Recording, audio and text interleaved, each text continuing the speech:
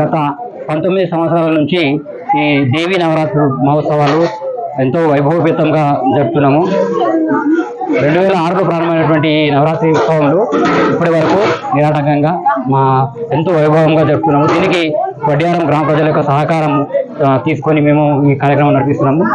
కాబట్టి ప్రతి ఒక్క గ్రామ ప్రజలందరికీ ఈ సందర్భంగా కృతజ్ఞతలు తెలుపుకుంటున్నాము. ఈసారి ప్రత్యేకంగా యూత్ సభ్యులు నేటి తరం యూత్ సభ్యులు కూడా మాతో చేరి మేము కూడా అమ్మవారికి సేవ చేసుకుంటామని చెప్పేసి వాళ్ళు రావడం ఇంకా శుభ సూచకము.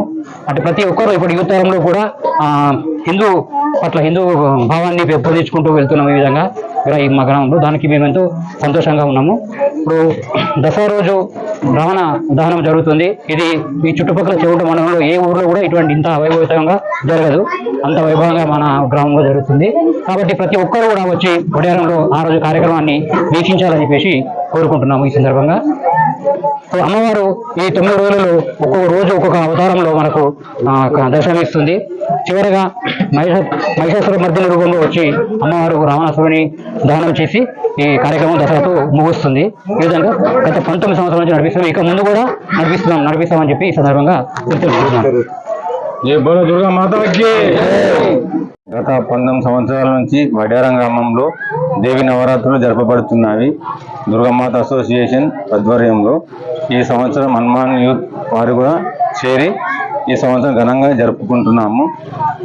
ఈరోజు అన్నదాన కార్యక్రమం జరిపినాము. గ్రామంలోని ప్రతి ఒక్కరు వచ్చి హనుమాన్ ఆధ్వర్యంలో గుడి ఆధ్వర్యంలో ఇక్కడ అన్నదాన కార్యక్రమంలో పాల్గొన్నారు. ఈరోజు అన్నదానం పూర్తి జరిగింది. గత 12 సంవత్సరాల నుంచి దసరా రోజు రావణాసుర విగ్రహము తయారు చేపిస్తున్నాము.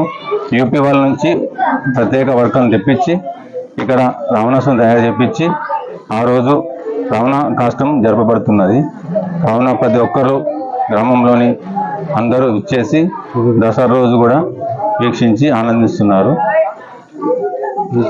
తర్వాత రోజు దేవి నిమజ్జన కార్యక్రమం ఉంటుంది. కావున ప్రతి ఒక్కరు హాజరై ఈ కార్యక్రమాన్ని పాల్గొనాలని కోరుకుంటున్నాను.